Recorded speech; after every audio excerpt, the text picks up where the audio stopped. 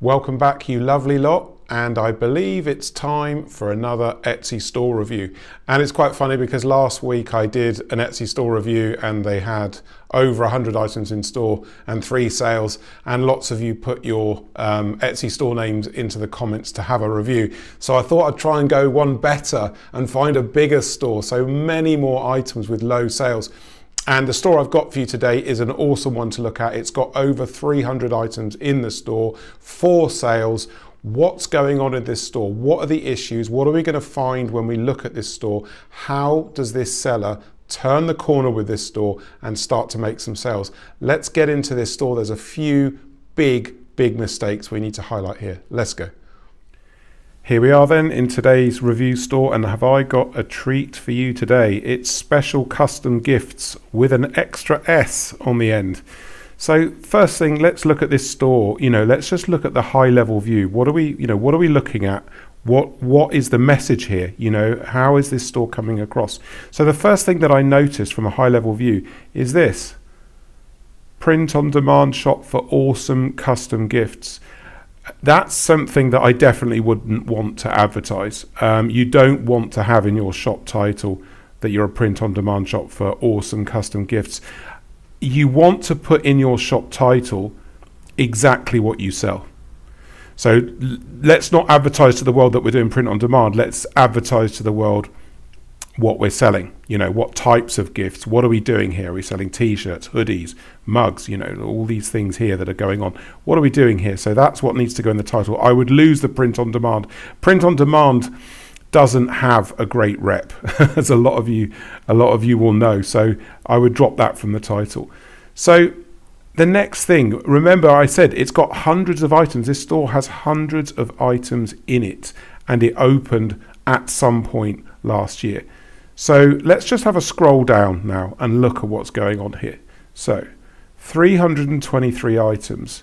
We just scroll down the page and notice what we see here.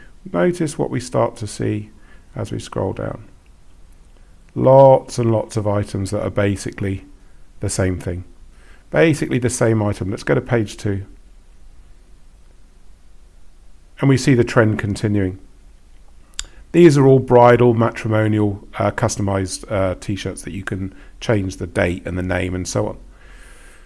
So that's a huge problem. This is a huge problem. Having products that are the same, that effectively are the same thing over and over and over again, is literally diluting or liquefying your ability to sell.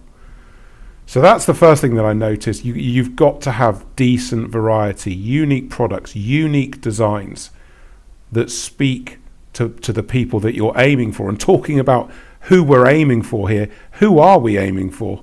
Who are we selling to here? On the left hand side, this is the sections, all the sections. We've got bachelorette, a huge number, almost 100 bachelorette, mental health, mugs, phone cases, moms, family matching shirts, nurses, men, teachers, blankets, social workers. Literally, this is the archetypal general gift store. So everyone, when I talk about not doing general gift stores, this is a perfect example, literally down to the name. Special custom gifts. When we look at this store, what's special about it?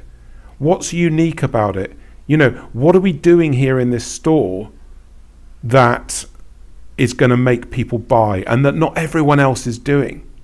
Wherever I click in this store, let's just click in here, it's just endless images of products that are very, very similar, that just aren't bringing anything to the table that hasn't been done many times before. So one of the key areas that this seller must do is start to bring an identity to this store. So I'm just going to break out of the shop and I'm going to go into this now so that all of you can learn something here. This is really, really important. Okay, so we're talking about shop and business identity. All sorts of YouTubers say all sorts of things. You can do general gift stores, you can do this, you can do that. I can tell you straight from almost working 10 years on thousands and thousands of Etsy stores, you need an identity. So this store, as a general sort of custom gift store, this isn't an identity. What this store desperately needs to do is decide what niche area this business is actually going to be in from all the possible areas in those sections. There's so many different businesses that this store, so many different niches that this business could do. They've got to pick one and then sub-niche down inside. And I talk about this all the time. So if the niche was dogs, sub-niching would be breeds of dog. That gives a structure, a hierarchy, and a meaning to this Etsy store that makes sense to Etsy and also will make sense to customers. At the moment, this store is a mishmash of hastily loaded, poor quality mock-up items that are not going to appeal to significant numbers of people based on the fact that this store's got no visibility.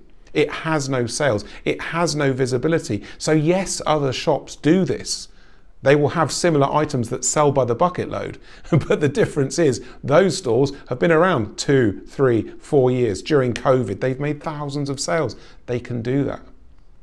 So this store has to get a niche, it has to get a sub-niche set, and it needs this identity. Let's get back into the store for one more vital piece of information that will help this store to start make sales. Let's go. So what is the one thing that this store needs to start doing immediately? So the first thing, we talked about niche and sub-niche, and as we scroll down and look at the store again, we really see just how bad the situation is. It's all over the place. So the very first thing this store needs to do is decide what the niche is, what the sub-niche is. Let's just say, for argument's sake, dogs was the niche and breeds of dog was the sub-niche set. So the first thing this store needs to do is start to cycle out or swap out all of these non-relevant listings. The store has no sales. It's only got 4 sales. It doesn't matter what they do with these listings. There is nothing to ruin. There's nothing to make bad. Any new work in this store is going to be positive. It's going to help the store. So these pages and pages of listings that just are kind of all the same, right? Start cycling and swapping them out with the niche relevant items. So 1 out, 1 in, 1 out, 1 in. You could probably do 2 or 3 a day in this store. No problem at all. No problem at all. Or another option, and this is something that I say to sellers when it's relevant, you can literally close this store.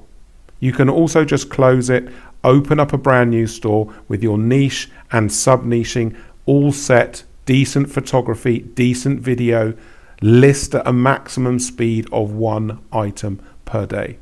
So I'm giving you 2 choices here. It's up to you. The final decision is yours. Of course, it's not mine.